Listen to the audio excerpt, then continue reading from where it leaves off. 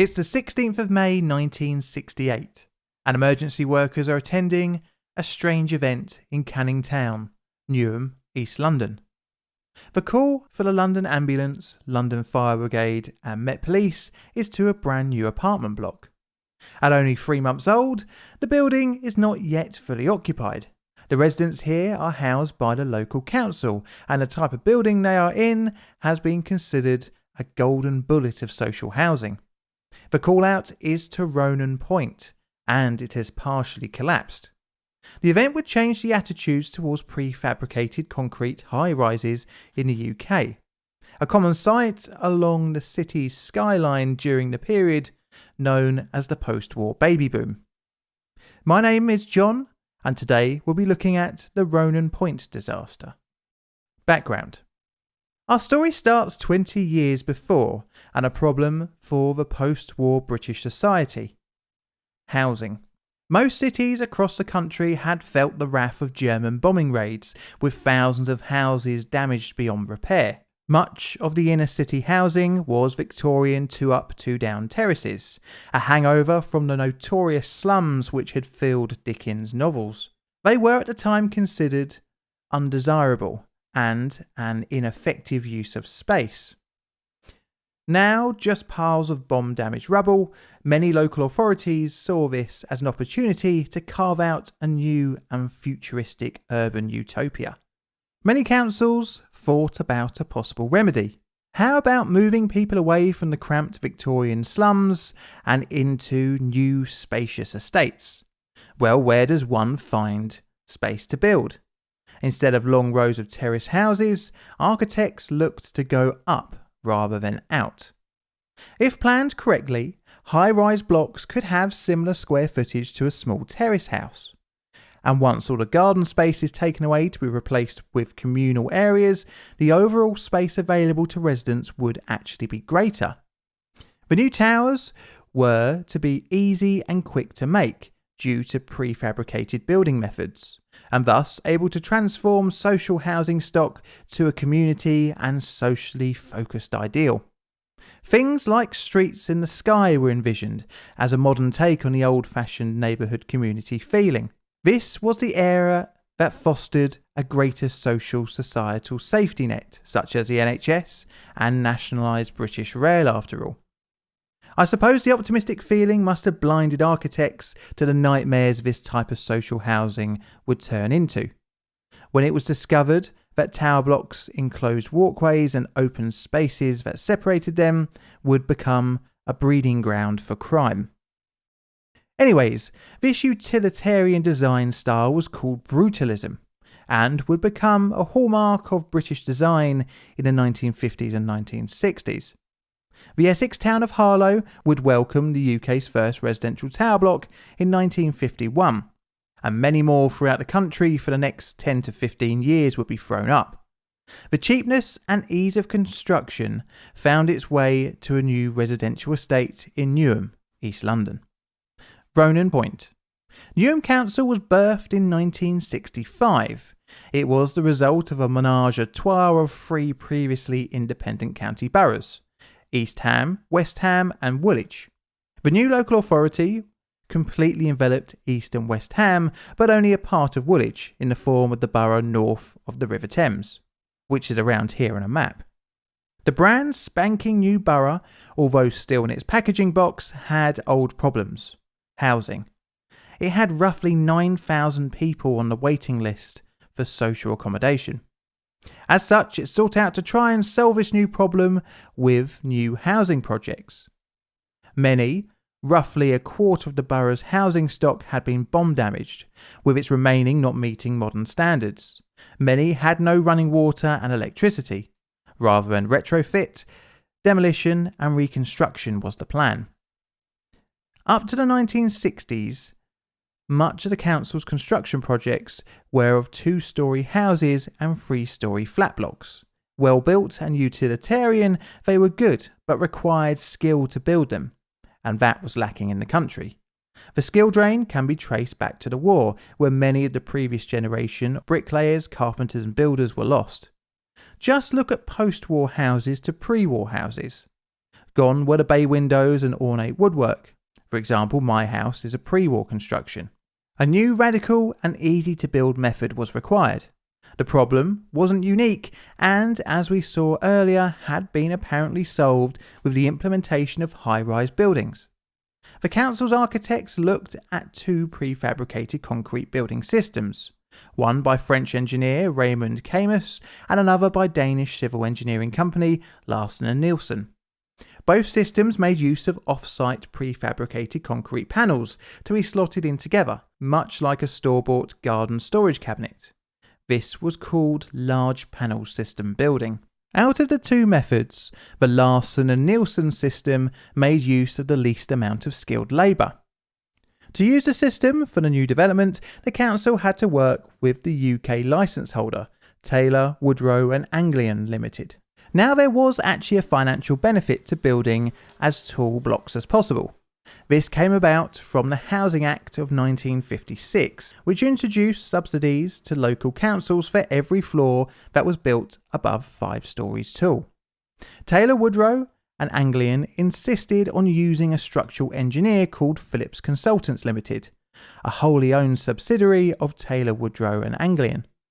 To add further conflict to interest, Phillips were hired for the design and construction of the foundations, solely by Newham Council, but were employed by Taylor, Woodrow and Anglian directly for the actual building construction. The contract for 9 blocks was set at £5 million, roughly £500,000 per tower. Ronan Point was to be the second building in this contract. The tower was to be 200 feet tall and contain 110 flats over 22 floors, and was built upon parking areas below. Each flat had a number of mod cons, including underfloor heating, gas, running water and electricity. The structure relies on load-bearing concrete panels. These consist of spine walls that make the main corridor. In addition to these, a number of cross walls at right angles to them and the flank walls that form the end faces of the tower block. The jointing between panels and floors is fundamental to the integrity of the structure.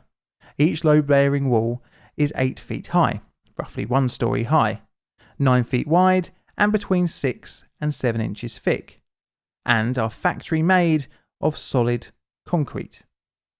The floors are built of precast concrete slabs, each, except for the corridor floors, about 13 to 15 feet long.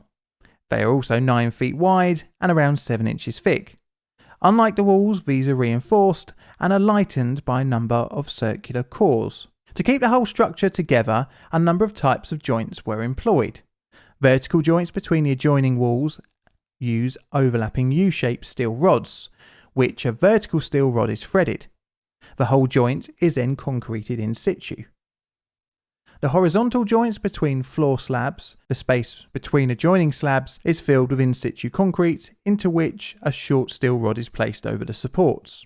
The horizontal joints in the load-bearing walls at floor level have nibs projecting from their ends that rest upon the shelf near the top of the wall panels, and the space between the ends of the opposing floor slabs is also filled with in situ concrete.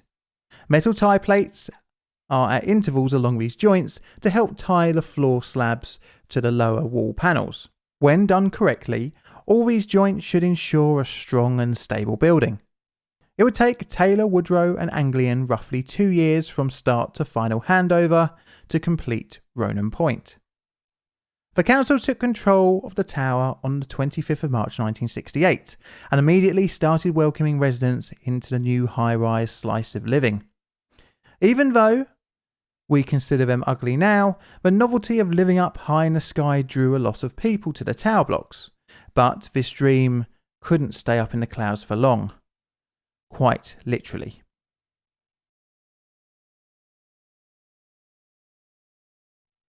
The disaster. It is 5:45 a.m. on the 16th of May 1968. Ronan Point has only been open to residents for roughly 2 months, and the occupant of corner flat 90 on the 18th floor has got up to put on her slippers and dressing gown and went into the kitchen to start filling her kettle to make a cup of tea. The resident of the flat is Ivy Hodge. She lit a match to light her stove. The spark ignited a gas explosion. Hodge was blown across the room.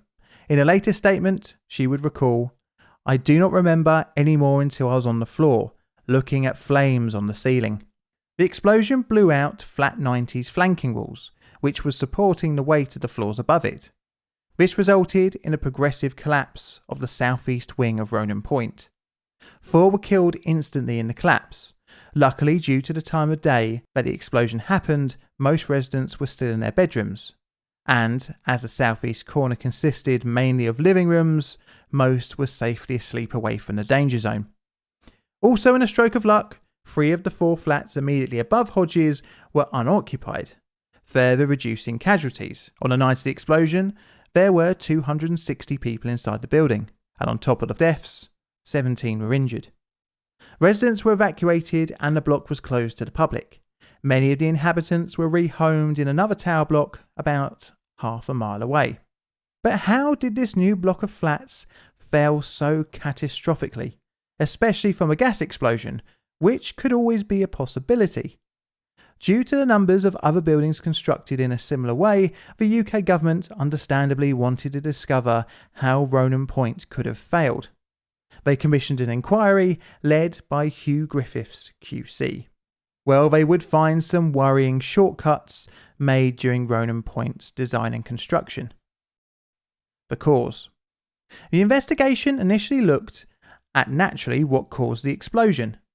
It was discovered that Hodge had, upon moving in, bought a new stove with her. This gas appliance was installed by a friend as a favour.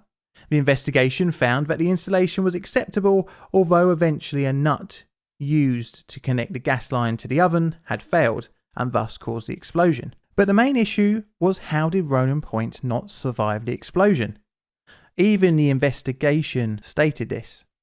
The explosion was not of exceptional violence. The pressure produced were in the order of 3 to 12 pounds per square inch. This is within the normal range of domestic gas explosions.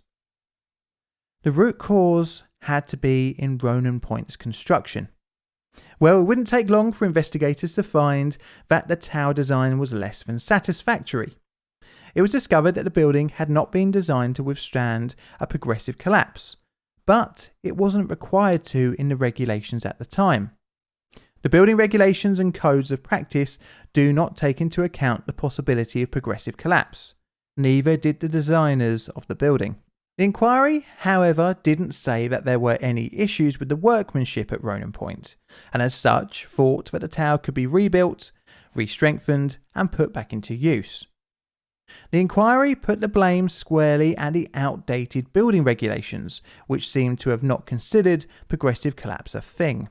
This thinking was based on earlier tall buildings, being made out of reinforced concrete and steel frames, which are much less susceptible to a house of cards-like effect that Ronan Point experienced, due to having multiple redundancies for the load to spread out over. The southeast corner of Ronan Point was rebuilt as a new section of apartments, then joined to the existing building via a series of walkways. Many would refuse to move back into Ronan Point and instead be rehoused throughout the borough.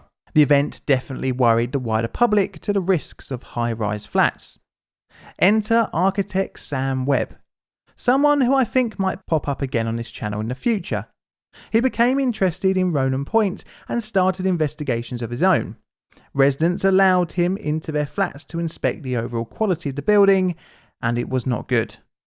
He found that Ronan Point swayed up to 150 millimeters from the centre line in high winds, excessively loading the building, which could eventually cause one of the vital bolts to fail. Webb gave the reinforced Ronan Point at best 15 more years before a total collapse could occur. After years of convincing the council, it eventually evacuated the building in 1986. Webb somehow managed to get Ronan Point dismantled carefully rather than by the traditional way of blowing up demolition method. This was in order to forensically inspect the tower. It was found that several joints were missing the concrete required to seal the connections. In some cases, rubbish and newspaper was all that was found. Lower load-bearing concrete panels were found to be cracked and multiple bolts were bent beyond comprehension. This resulted in Webb's predictions of 15 years to seem way too optimistic. It's a miracle that Ronan Point was demolished when it did, as just under a year later in October 1987, the Great Storm would hit, an event that would have most likely finished off the tower. The disaster ruined the public's confidence in tower blocks, but hundreds still exist across the country. Just look at many boroughs of London. A 60s or 70s tower block is certainly going to be in view. This is a Plain Difficult production. All videos on the channel are Creative Commons Attribution Share Alike licensed. Plain Difficult videos are produced by me, John, in a currently good corner of southern London, UK. I'd like to thank my patrons and YouTube members for their financial support. If you'd like to check out my Twitter, feel free to do so, where I usually give hints on future videos. And if you like this outro song that's playing, please check out my YouTube channel, Made by John, if you'd like to listen to it in full. And all that's left to say is, Mr. Music, play us out please.